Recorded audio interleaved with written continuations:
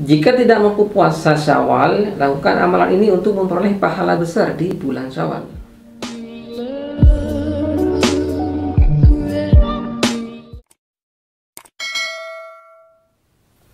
Assalamualaikum warahmatullahi wabarakatuh. Apa kabar teman-teman sekalian? Salam sejahtera dan minal aidin wal faidin. Mohon maaf lahir dan batin.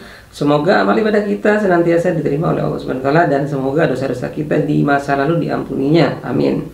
Jumpa kembali dengan saya di Klinik TV. Nah, pada teman-teman penonton Klinik TV yang berbahagia, walau bulan Ramadan, bulan yang penuh maghfirah dan ampunan sudah berlalu, tetapi kita jangan pernah putus asa untuk terus berbuat baik, mengumpulkan pundi-pundi pahala sebagai bekal kita di kehidupan pasca dunia nanti.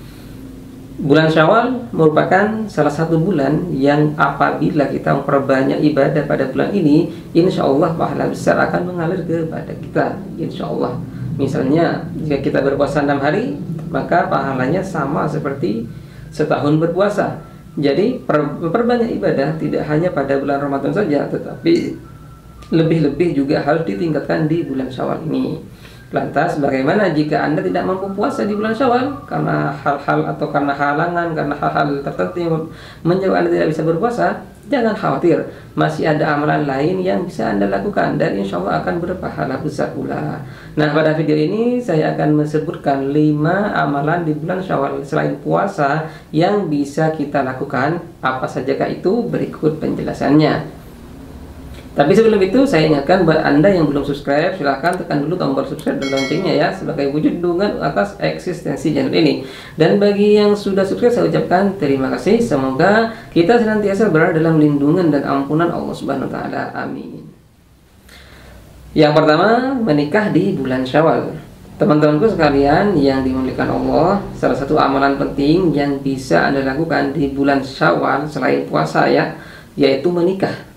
Tentu saja amalan ini hanya bagi Anda yang belum menikah alias masih single dan sudah punya pasangan untuk menikah. Maka menikahlah di bulan Syawal.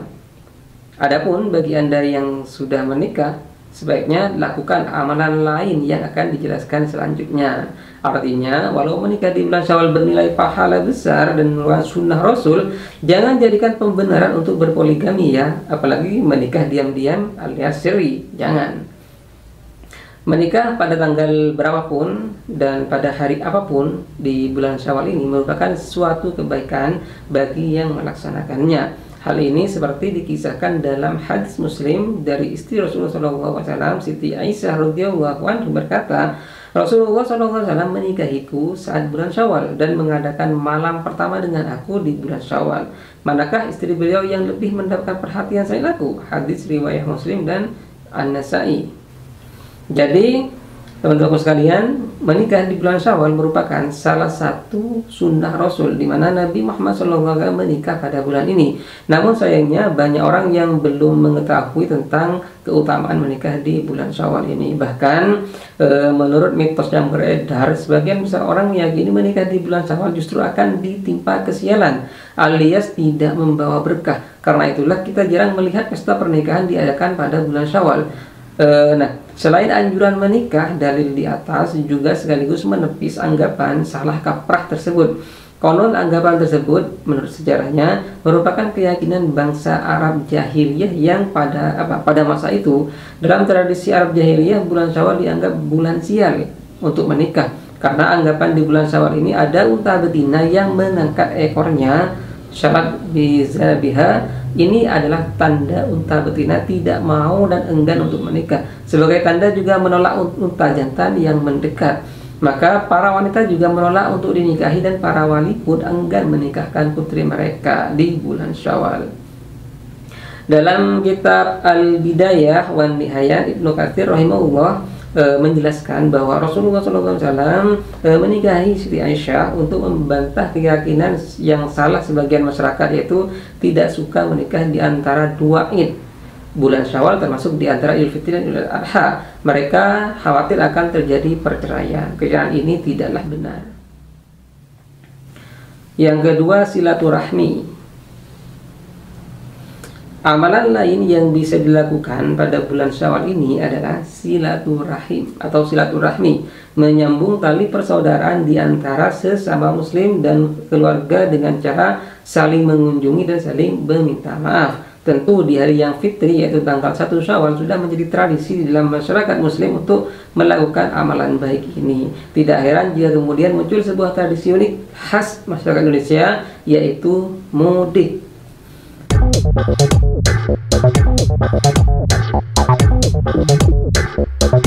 Untuk itu, selama bulan Syawal ini, kunjungilah sanak saudara, tetangga, atau karib kerabat Anda untuk bersilaturahmi dan bermaaf-maafan, karena bulan Syawal merupakan bulan yang penuh berkah dan ampunan dari Allah Subhanahu wa taala. Jika Anda tidak bisa silaturahmi secara fisik karena saat ini sedang pandemi, maka manfaatkanlah teknologi sebagai media silaturahmi. Kita bisa saling bermaaf-maafan melalui video call, melalui Facebook, Instagram, dan lain sebagainya. Dan apalagi banyak juga orang yang tidak bisa mudik karena pembatasan sosial berskala besar saat ini. Jadi tidak ada alasan lagi untuk tidak bersilaturahmi di bulan Syawal meski hanya melalui HP. Yang ketiga, iktikaf di bulan Syawal. Melakukan iktikaf atau berdiam diri di dalam masjid merupakan salah satu amalan penting di bulan Syawal. Maksud dari berdiam diri ini tentunya bukan hanya berdiam diri saja di dalam masjid tanpa melakukan apa-apa, bahkan apalagi hanya tidur di dalam masjid. Itu bukan seperti itu. Berbagai amalan dan ibadah dapat dilakukan selama melakukan iktikaf. Iktikaf merupakan cara seorang hamba untuk lebih mendekatkan diri kepada Allah SWT dengan cara misalnya berzikir, sholat 5 waktu, sholat sunnah, dan membaca Al-Quran di masjid. Jika di bulan Ramadan kemarin Anda tidak sempat beriktikaf di masjid, maka Anda bisa melakukannya di bulan Syawal ini. Jadi amalan penting di bulan Syawal selanjutnya adalah sebagai waktu untuk mengganti ibadah iktikaf yang terlewati atau tidak sempat dilaksanakan pada bulan Ramadan kemarin. Yang keempat, sholat malam dan berbagai ibadah sunnah lainnya.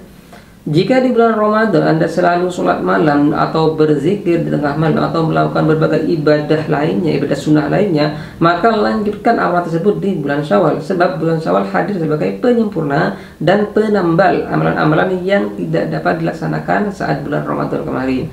Jadi jangan berkecil hati meski bulan Ramadan yang penuh maghfirah dan ampunan sudah lewat, karena masih ada bulan Syawal, di mana bulan ini termasuk salah satu bulan istimewa yang disunahkan untuk memperbanyak ibadah kepada Allah Subhanahu wa taala.